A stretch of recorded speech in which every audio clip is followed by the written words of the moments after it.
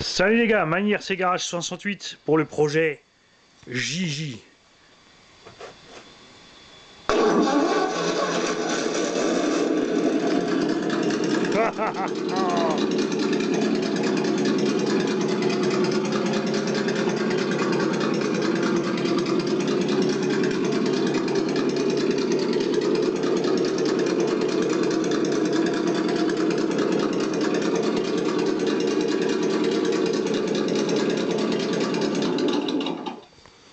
Alors voici mon X-Max 6S que j'ai refait quasiment entièrement à neuf.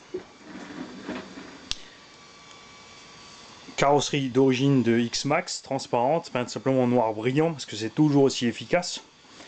Les petits stickers qui vont bien, parce que le shrapnel en fait n'était qu'un coup d'essai pour faire cette version. Tout comme Green Overdose était un coup d'essai pour voir la qualité des stickers.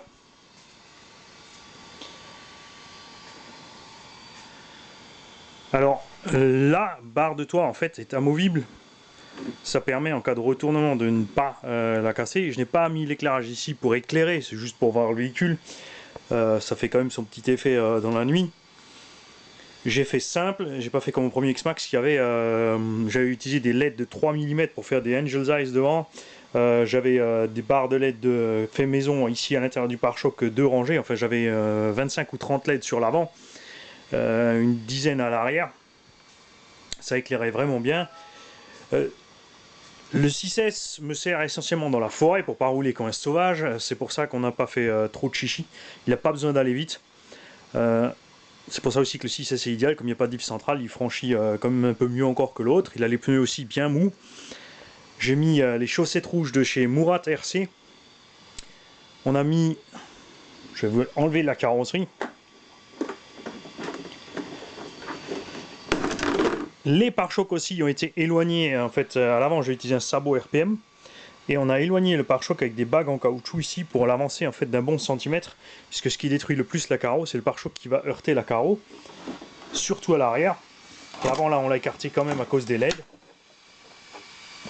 Pour augmenter un peu la durée de vie quand même. On a fait donc la même chose ici à l'arrière avec les bagues en caoutchouc pour éviter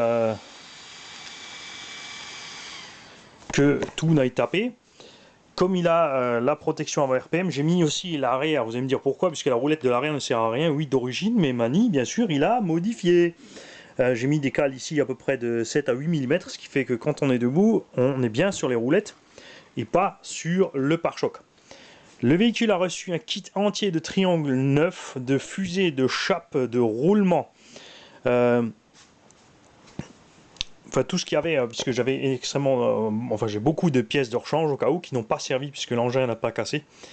On a la housse Dusty Motors rouge, qui va avec les petites chaussettes. Ça, c'est dommage, chez Dusty, ils font que des chaussettes noires. Ce serait sympa qu'ils fassent la bonne couleur avec les housses. Le cerveau toujours d'origine, puisqu'il n'a toujours pas cassé. Pensez-y les mecs, débranchez ce satané TSM. Et quand vous allez prendre une gamelle, lâchez la direction, n'essayez pas de lutter. Comme ça, le sauve-cerveau peut faire son travail, les biellettes encaissent le reste, et il n'arrive rien à ce cerveau. Variateur d'origine VXL 6S, toujours intact. Le moteur Castle 1717 1Y, monté avec des clampes Hot Racing, pour pouvoir monter ce moteur. Donc c'est le 1580 kV. Il a reçu par mesure de précaution, puisque j'avais déjà fait un essai avec ce 1580. Ce 1580 ne tient pas à vitesse. Il a donc reçu le rotor, puisque le moteur est exactement la même taille que le moteur d'origine. Il a reçu le rotor du moteur d'origine. L'avantage de cette cage Castle, c'est que les aimants sont un peu plus balèzes et on a un freinage plus performant en fait. Alors le freinage d'origine est très bon. Ce que je leur reproche, c'est quand on roule lentement et qu'on freine, on n'a quasiment pas de frein. Et avec ce moteur, on a plus de frein à ce moment-là, donc c'est plus sympa en forêt. Le véhicule a reçu le kit de visserie entière inox. On a viré le système de fixation des batteries, même s'il est hyper efficace. J'avais envie de dégager l'intérieur. On a donc tout simplement mis des velcro à l'intérieur. Les velcro sont assez balèzes pour soulever tout le véhicule, même batterie dedans. Je peux prendre un côté velcro là et lever toute la bagnole. On a mis le module de son ESS TT, qui est plus puissant que le ESS One, fixé aussi avec des bagues en caoutchouc ici à l'arrière. Et sa petite batterie indépendante fixé sur lui-même. Ça, on peut rapidement, on dessert les deux vis, on peut sortir tout le module avec la batterie, on peut séparer la batterie, etc. Donc on a une meilleure ventilation du moteur, du fait que tout est à l'extérieur, la cage est en alu, le support est en alu, on n'a plus de problème de surchauffe. Bon, évidemment, là c'est l'hiver, on n'aura de toute façon pas de problème de surchauffe.